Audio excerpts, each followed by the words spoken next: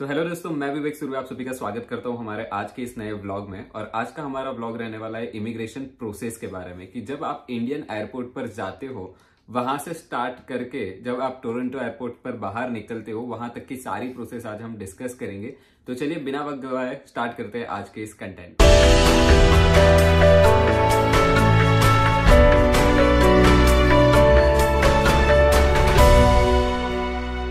दोस्तों, मेरे साथ आज जुड़ा है मेरा एक दोस्त जिसका नाम है हेतुल, जिसको आप पहले भी देख चुके हो हमारे अकोमोडेशन रिलेटेड वीडियो में।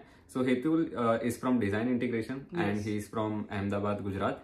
सो आज हम हेतुल का एक्सपीरियंस जानेंगे कि इमिग्रेशन प्रोसेस के लिए उन्होंने क्या क्या प्रिपरेशन किया था। और हम अहमदाबाद से स्टार्ट करते हैं आपके घर से कि जब आपको एयरपोर्ट पर जाना था अपने सामान के अलावा इमिग्रेशन के लिए आपने कोई डॉक्यूमेंट लिस्ट प्रिपेयर किया था? डेफिनेटली मैंने डॉक्यूमेंट लिस्ट प्रिपेयर की थी, लेकिन प्रिपेयर करने के साथ साथ मैंने बहुत सारे वीडियोस और वेब भी सर्च किया था कि क्या क्या चीज़ मेरे को चाहिए डॉक्यूमेंट के लिए। तो सबसे पहले जो बेसिक डॉक्यूमेंट है अपना लेटर ऑफ इंट्रोडक्शन, जो मेन है, जो आपका पासपोर्ट प्रिंटिंग के बाद आप IRCC की अपनी वेबसाइट में जाके देखोगे तो वो आएगा। वो एक मेन डॉक्यूमेंट है जो आपको चाहिए। और सबसे पहले मैं अपनी जर्नी की बात करूं तो मैं एयरपोर्ट पे जैसे गया, वहां पे लगेज का सिक्योरिटी चेकिंग करवाने के बाद उसका वेट होता है और बाद में वो लगेज देके आपको बोर्डिंग पास दे देते। तो बोर्डिंग पास जैसे ही आने के बाद आपका पहला इमिग्रेशन चेक होता है इंडिया के अंदर। इंडिया के अंदर जैसे भी आप इमिग्रेशन चेक करने के लिए जाओगे तो वो आपको सिर्फ सिंपल से क्वेश्चन करते हैं या एक कर दो। मुझे भी याद है कि मतलब जब हम इंडिया इमिग्रेशन पे गए थे तब शायद लाइन भी काफी ज्यादा रहती है वहां पर। वो डिपेंड करता है कौन से दिन के बीच में जाते हो। मैं जैसे कि मेरा कॉलेज स्टार्ट होने के दिन ही 1-2 दिन पहले ही आया तो वहां पे उतनी लाइन नहीं थी। अच्छा। लेकिन आप अगर उस टाइम में आते हो वहां पे आपको लॉन्ग क्यू मिलेगी स्टूडेंट की इमिग्रेशन के दौरान। मेरे वक्त तो ऑलमोस्ट 3.5-4 घंटे मेरे क्यू में ही चले गए थे। तो क्यू में आप बोर हो जाओगे, आजू बाजू वालों से बात करते रहना। वहीं पे 1-2 नए फ्रेंड भी आप बना सकते हो। बेसिकली इमिग्रेशन में सिर्फ 1 ही 2 ही क्वेश्चन करते हैं इंडिया में कि आप कौन से कॉलेज में जाने वाले हो और वहां जाके क्या स्टडी करने वाले हो। मुझे अभी भी याद है कि मुझे हिंदी में सवाल किया गया था वहां पर कि आपका नाम क्या है और कहाँ पर जाने वाले हो। बस ये 2 सवाल वो सिंपल ही क्वेश्चन है। वहाँ पे इमिग्रेशन इतना कुछ हार्ड नहीं रहता। तो इमिग्रेशन के वक्त काफी स्टूडेंट्स को हमने देखा है कि वो लोग काफी प्रिपरेशन करके आते हैं, कुछ क्वेश्चंस वगैरह प्रिपेयर करके आते हैं। उसमें भी क्या है कि अगर नेट पे हम लोगों की एक हैबिट रहती है कि हम कुछ भी जाके नेट पे या यूट्यूब पे सर्च करते हैं। तो अब जैसे भी यूट्यूब पे जाके वहाँ पे बहुत सारे ऐसे वीडियो रहेंगे जो आपको डराएंगे कि इमिग्रेशन में ये ध्यान रखना, वो ध्यान रखना, वरना आपको वापिस भेज देंगे। लेकिन ऐसा कुछ इमिग्रेशन में रहता नहीं, इसलिए हम पहले से डरे हुए होते हैं। इमिग्रेशन काफी लाइट प्रोसेस है इंडिया में। तो आप जैसे अभी मैं हेतुल से बात कर रहा हूँ वैसे ही आप अगर वहां पर ऑफिसर से बात करोगे तो कोई उतना दिक्कत नहीं आएगा। आपको कुछ ऐसा माइंड में नहीं सोचना है कि आप किसी बड़ी हस्ती के साथ बात कर रहे हो या मुझे वो लोग डिपोर्ट कर देंगे, जाने नहीं देंगे, ऐसा कुछ नहीं होने वाला है। एकदम काम माइंडेड के साथ सिर्फ 1-2 सवाल पूछेंगे आपको, उसी के ही जवाब देने हैं। और डॉक्यूमेंट में जैसे कि आपने बोला वहां पर कुछ चेक करते हैं क्या वो लोग? इंडिया में सिर्फ वो लोग पासपोर्ट और अपना जो स्टैंपिंग करके आता है सिर्फ वही डॉक्यूमेंट वो चेक करते हैं। बाकी कुछ मतलब वो वेरी करता है ऑफिसर के भी। मेरा तो सिर्फ उन्होंने पासपोर्ट या स्टडी परमिट ही चेक की थी, बाकी कुछ चेक नहीं किया। ज्यादा से ज्यादा अगर मांग सकते हो तो LOI मांग सकते हैं और उसके अलावा हमने नहीं देखा कि कुछ मांग। डॉक्यूमेंट की अगर बात करो तो डॉक्यूमेंट को आपको अपने साथ रखना ही पड़ेगा, पूरी फाइल डॉक्यूमेंट की रखनी पड़ेगी। लेकिन जनरली वो देखते नहीं है, लेकिन फॉर अ सेफ साइड आपको वो सारे डॉक्यूमेंट रखने पड़ेंगे अपने साथ। और हमने देखा है कि काफी सारे स्टूडेंट्स जो है वो डॉक्यूमेंट्स की 5-5 जेरोक्स निकलवा कर लेकर आते हैं। मतलब उनके डॉक्यूमेंट होते हैं 20 जितने 10 से लेके अब तक के, और उनकी भी वो 5-5 जेरोक्स कॉपी करवा के लाते हैं। तो ये क्या जरूरी है या नहीं है? वो मेरे केस में मेरी बात भी सही है, क्योंकि मैं भी 5 या 6 जेरोक्स निकलवा के आया हूँ। लेकिन अभी तक मेरा यहाँ पे आके 6-7 महीने हो गए, लेकिन अभी भी वो जेरोक्स मेरे कभी काम में नहीं आई है। लेकिन फिर भी फॉर अ सेफ साइड करवा लेने से कोई वो है नहीं। वो तो है ही। हाँ। और भी काफी सारे मिथ है डॉक्यूमेंट के अराउंड। लाइक कुछ लोग बोल रहे हैं कि आपको डॉक्यूमेंट कभी लेमिनेट नहीं करवाने चाहिए। तो उसके पीछे का कुछ रीजन आपको पता है? वो लेमिनेशन की बात सही है, क्योंकि अगर यहीं पे मैं लाइसेंस के लिए गया था, वहां पे मेरे पास लेमिनेशन डॉक्यूमेंट था, तो उन लोगों ने वो एलिजिबिलिटी उसकी नहीं कंसिडर की थी। तो लेमिनेशन का रूल है यहाँ पे कनाडा में। अच्छा। इंडिया का इमिग्रेशन तो काफी लाइट रहता है। आपकी फ्लाइट कौन सी थी वैसे? मैं एमिरेट्स थ्रू आया था। अच्छा। और मेरी इजिप्ट एयर थी। फिर आपका होल्ड दुबई में और मेरा इजिप्ट में था। आपके जो बैग्स ले लेते हैं वो इंडियन एयरपोर्ट पे ही आपके सारे बैग्स ले लिए जाते हैं और जहाँ पर होल्ड हो वहां पर शायद आपको एक बैग वापस देते हैं, ऐसा कुछ है? नहीं, अच्छा, वो अगर आप कोई भी एयरपोर्ट से आपको स्टार्टिंग में पूछ लिया जाता है कि आपको डायरेक्ट बैग कहाँ पे मिलेगी। अच्छा। तो मेरे केस में उन लोगों ने डायरेक्ट बोल दिया था कि डायरेक्ट आप टोरंटो जैसे एयरपोर्ट पे उतरे वहीं पे आपको सारी बैग मिल जाएगी। मेरी एक छोटी सी बैग थी, वो मुझे इजिप्ट पे वापस दी थी, क्योंकि इजिप्ट पे मेरा वेट जो था वो ज्यादा था, 20 घंटे का था। मतलब जो कैबिन बैग रहते हैं वो लोग उसमें ऑप्शन देते हैं कि आपको डायरेक्ट वहां पे चाहिए या फिर अपने साथ रखोगे, तो वो आप चूज कर सकते हो आपको क्या ऑप्शन आपके लिए बेहतर है। अच्छा, और जहाँ पर आपका होल्ड रहता है वहां पर कोई डॉक्यूमेंट कुछ चेक होते हैं क्या? नहीं, अगर आपका होल्ड अगर लंबा है और आपको कहीं पे घूमने जाना है या कहीं पे बाहर निकल, जैसे मेरे केस में मेरा दुबई में 16 घंटे का होल्ड था, तो मैंने थोड़ा दुबई घूम लिया था, तो दुबई बाहर निकलने के लिए मेरे को वहां पे वीजा की जरूरत पड़ी थी, तो अच्छा। मैंने एडवांस में वगैरह वो ले लिया था। बाकी कोई डॉक्यूमेंट वगैरह वहां पे नहीं चाहिए।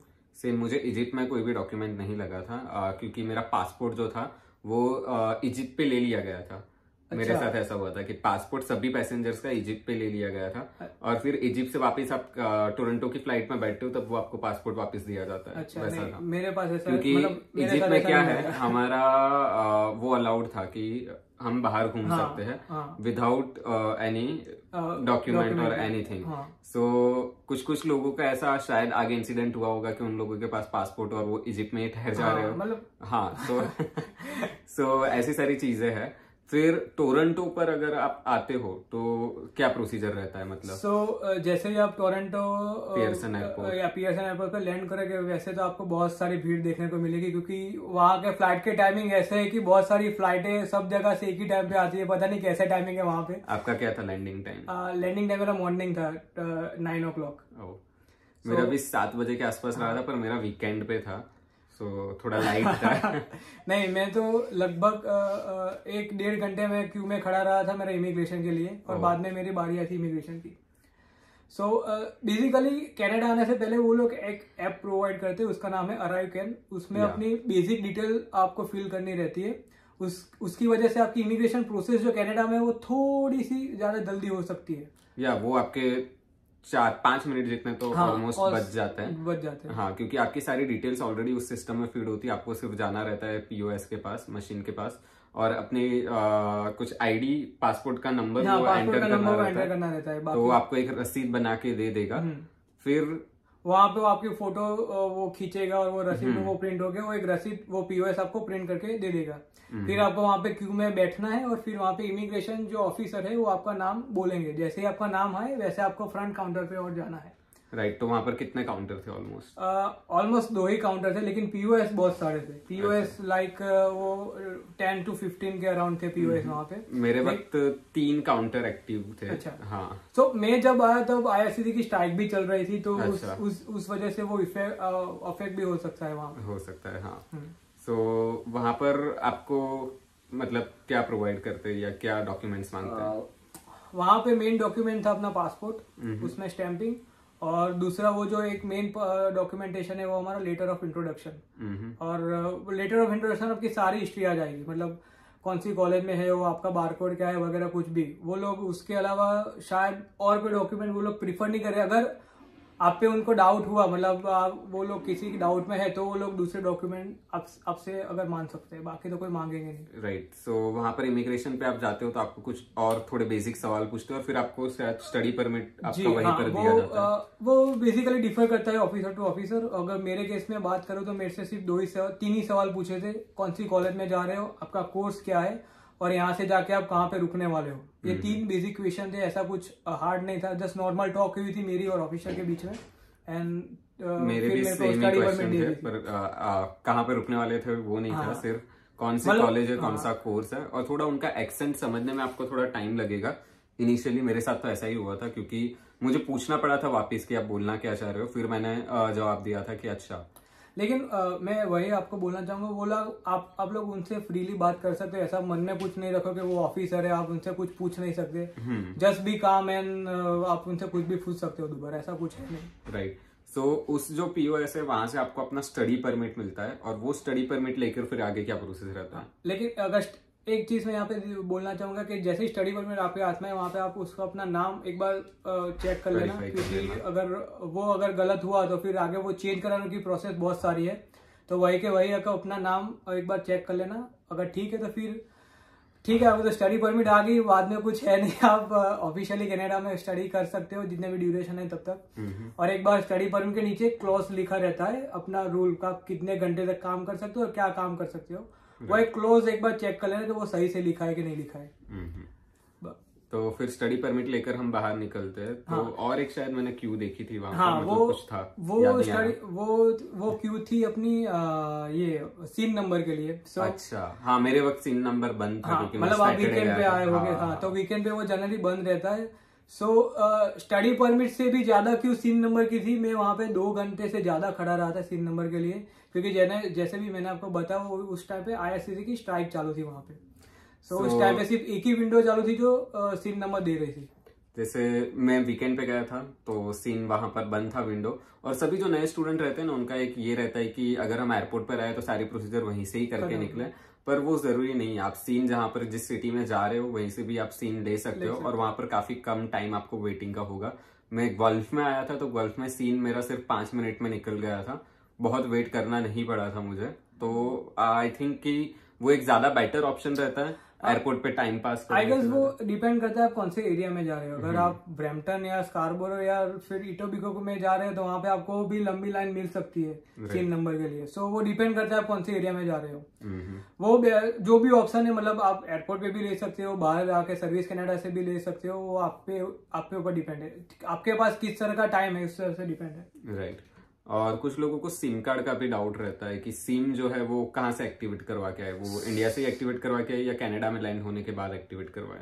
अगर मेरी मानो तो आप अभी जो सिम आ रहा है फाइडो का, मतलब वो जो है वो इंडिया से आपको मिल जाता है, तो वही सिम आपको सस्ता भी पड़ेगा और अच्छा भी है। तो अगर आपके पास ऑप्शन है कि आपको सिम वहीं पे मिल जाए तो बेस्ट ऑप्शन रहेगा, क्योंकि एक तो आपके पास नंबर आ जाएगा, दूसरा आप वो नंबर अपने हिसाब से अपने रिज्यूम इंडिया से बना के प्रिंट करके उसमें डाल के आप प्रिंट लेके आओगे यहाँ पे, क्योंकि यहाँ पे प्रिंटिंग का कॉस्ट बहुत ही ज्यादा है। एक दो बेनिफिट है अगर आप सिम नंबर इंडिया से ले लो तो। और दूसरा एक ये था कि आपने अपनी बैग जो टोरंटो पर वापस लेनी है वो सही सलामत वापस आती है या नहीं आती है? मतलब मेरे केस में सही सलामत आई थी, लेकिन मेरे काफी फ्रेंड है जिनकी सही सलामत नहीं आई थी। अगर उसमें भी है, अगर आपकी बैग सही सलामत नहीं आती है तो आप उसमें भी क्लेम वगैरह कर सकते हो, लेकिन मेरे को उसका उतना कुछ नॉलेज नहीं है, क्योंकि मेरे पास ऐसा कुछ हुआ नहीं था। मेरी बाइक का एक व्हील टूट गया था और कुछ डैमेज नहीं हुआ था, लेकिन बट काफी लोगों को मैंने देखा है कि लोग खर्चा करते हो और बाइक का कुछ इंश्योरेंस निकलवाते हैं, लगेज इंश्योरेंस रहता है वो। इस केस में रहता है अगर आपकी बैग आपको मिले ही नहीं, वो कहीं पे घूम जाए, तो फिर लगेज इंश्योरेंस आपका काम आता है। राइट। तो यही थी कि इंडिया से अगर आप आते हो तो क्या क्या आपकी प्रोसीजर वहाँ इंडिया एयरपोर्ट पर रहती है, और टोरंटो आने के बाद क्या क्या प्रोसेस आपको फॉलो करनी रहती है। इसके अलावा आई डोंट थिंक सो कि कुछ और हमने बाकी रखा है बोलने में। एक अगर सी बात है, अगर आप वहां पे जब कनाडा में आओगे तो वो लोग आपके पासपोर्ट में स्टैंपिंग करेंगे।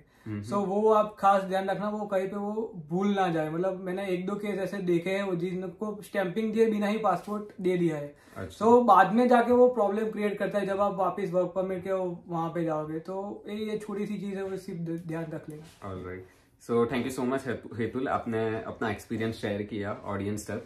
तो आपको भी कोई डाउट हो तो कमेंट सेक्शन में जरूर बताइएगा, और नेक्स्ट वीडियो कौन सा लाना है वो भी कमेंट सेक्शन में बताइएगा, उस हिसाब से हम वीडियोस प्लान करेंगे। तो इसी नोट के साथ यहीं पर एंड करते हैं हम आज का वीडियो।